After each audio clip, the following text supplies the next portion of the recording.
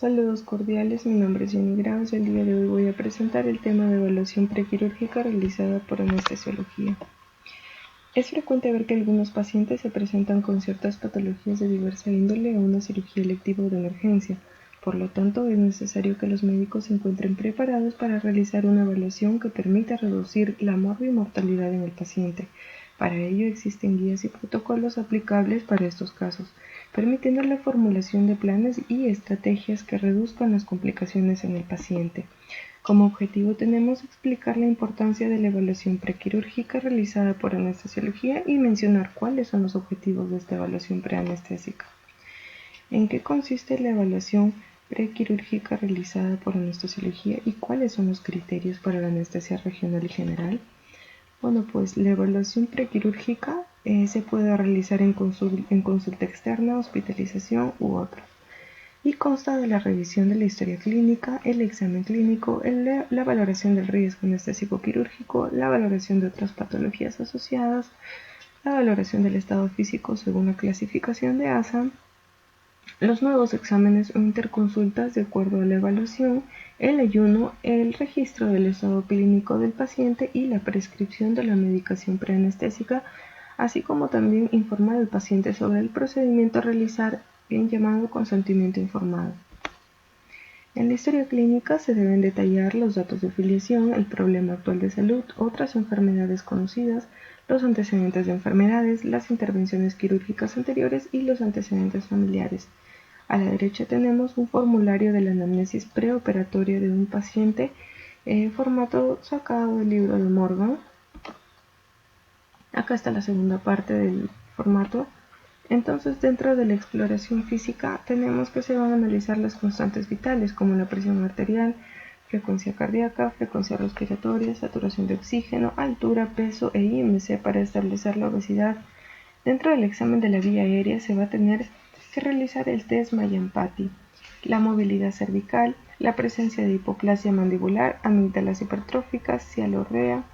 En la auscultación cardiopulmonar se van a tratar de identificar roncantes, sibilantes, soplos, malformaciones de la pared torácica o malformaciones vertebrales que alteren la dinámica respiratoria.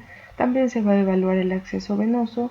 Se pueden incluir los sistemas, la evaluación de los sistemas con los que el paciente se encuentre comprometido también.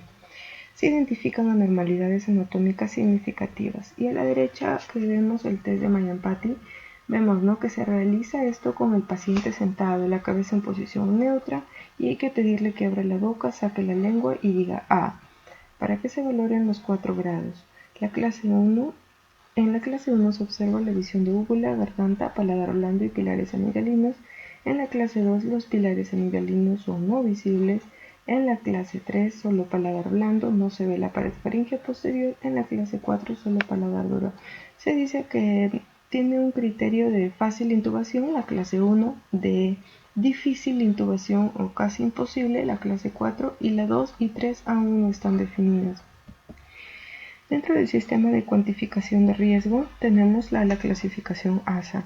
ASA 1 nos dice que es un paciente saludable sin enfermedad orgánica, bioquímica o psiquiátrica y tiene una tasa de mortalidad de 0.08%. ASA 2 nos dice que es un paciente con enfermedad sistémica leve, por ejemplo, asma leve o hipertensión bien controlada, con una tasa de mortalidad de 0.19 a 0.47%. ASA 3 nos dice que puede ser un paciente con enfermedad sistémica significativa o severa que limita la actividad normal, por ejemplo una falla renal con diálisis o falla cardíaca congestiva clase 2, y tiene una tasa de mortalidad de 1.10 a 1.80. ASA 4 nos dice que puede ser un paciente con enfermedad severa que es una amenaza constante a la vida o que requiere terapia intensiva, por ejemplo, infarto miocárdico agudo con un 7.60 y 23.5% de tasa de mortalidad. ASA 5 es un paciente moribundo que tiene la misma probabilidad de morir en las siguientes 24 horas con o sin cirugía y tiene una tasa de mortalidad de 9.60 a 50.8%. Y bueno, pues ASA 6 es un paciente donador de órganos con muerte cerebral. También tenemos a la escala Lemon para la valoración de la vía aérea en emergencia. La L significa localizar, observar, identificar alguna lesión, vello facial, si el mentón es pequeño. Evaluar que se pueda tener más de 3 dedos de distancia en los interincisivos, más de 3 dedos de distancia en mentoniana y más de 2 dedos de distancia de cartílago tiroideo al suelo de la boca. Mallampati, pacientes con puntuación Mallampati más de 3 ya implica que hay un mayor riesgo de intubación difícil. Obstrucción, obesidad, por ejemplo, cuando el paciente con epiglotis es un paciente roncador, y N no mueve el cuello, es decir, puede haber presencia de collarín cervical. Dentro de los exámenes auxiliares, los pacientes pueden requerir un examen de hemoglobina, hematocrito, análisis de orina, pruebas de coagulación, electrolitos séricos cuando el paciente podría tener un trastorno renal, electrocardiograma, radiografía de tórax, grupo sanguíneo y factor, glucosa, urea y creatinina. Y a la derecha tenemos la representación de la influencia de diversos componentes sobre malos resultados perioperatorios, como por ejemplo en la cirugía influye la enfermedad del paciente, los errores de valoración, el lugar donde se realiza la atención postoperatoria, y el factor de la anestesia podría incluir las características del profesional, los errores de valoración, los accidentes. Entonces todo esto va a influir en el resultado. El ayuno está recomendado para disminuir el riesgo de aspiración de contenido gástrico. ASA recomienda que el material ingerido, si va a ser de líquidos claros, sea de un periodo mínimo de 2 horas de ayuno. Si va a ser leche materna, 4 horas mínimo periodo de ayuno. Fórmula infantil 6 horas, leche no humana 6 horas, comida ligera de 6 a 8 horas. La medicación preanestésica consta de fármacos como anticolinérgicos, inhibidores de secreción gástrica, antieméticos y benzodiazepinas. Esto tiene beneficio para poder permitir evitar el estrés y la ansiedad, facilitar la inducción de la anestesia, reducir el volumen del contenido gástrico y la acidez, evitar el vómito y bloquear la respuesta autonómica. Dentro de la anestesia regional tenemos que esta se subdivide en un bloqueo plexal, troncular y neuroaxial.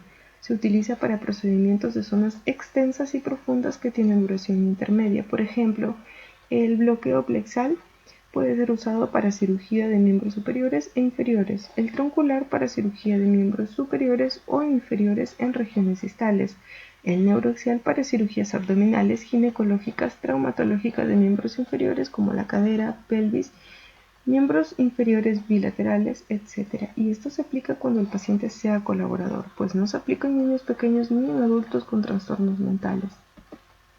La anestesia general se subdivide en inhalatoria, endovenosa o balanceada, que puede ser una combinación de estas dos, y se utiliza en cirugías de tórax, cardíacas, de cabeza y cuello, otorrinolaringológicas, neuroquirúrgicas, abdominales extensas y prolongadas para pacientes con coagulopatía, y se utiliza también cuando el paciente se niega a recibir la anestesia regional. El plan anestésico. En el plan anestésico se tiene que especificar cuál es el tipo de anestesia que se va a utilizar, basándose en el estado del paciente, el tipo de cirugía y los exámenes que se tengan. Este plan debe señalar si se utilizará una anestesia endovenosa o inhalatoria. Y bueno, el consentimiento informado. Este consta en manifestar al paciente cuáles son las ventajas o desventajas del procedimiento, cuál es el riesgo quirúrgico, cuáles podrían ser las complicaciones que se presenten tras este procedimiento quirúrgico, asimismo sobre los tipos de anestesia que se utilizarán en él, pues se le hace ver, como se ha mencionado, los pros y contra de este tipo de anestesia que se le puede aplicar finalmente. Y bueno, ese es un formato del consentimiento informado de anestesia que ha sido extraído de una guía técnica del MINSA. Y como conclusiones tenemos que el escenario de la evaluación prequirúrgica anestésica es sumamente importante, pues su aporte incrementa la seguridad del procedimiento quirúrgico, reduciendo las complicaciones antes, durante y después de la cirugía. Y los objetivos de esta evaluación preanestésica son reducir la morbimortalidad en el paciente, mejorar la calidad de atención, observar y tomar nota de los datos relevantes del paciente que estén consignados en su historia clínica para tener en cuenta si es necesario alguna interconsulta con otra especialidad, explicar el tipo de anestesia a utilizar, así como las ventajas y desventajas, riesgos y complicaciones del procedimiento quirúrgico, obtener el consentimiento informado del paciente y explicar al paciente sobre el cuidado perioperatorio, ya que esto influye en su pronta recuperación.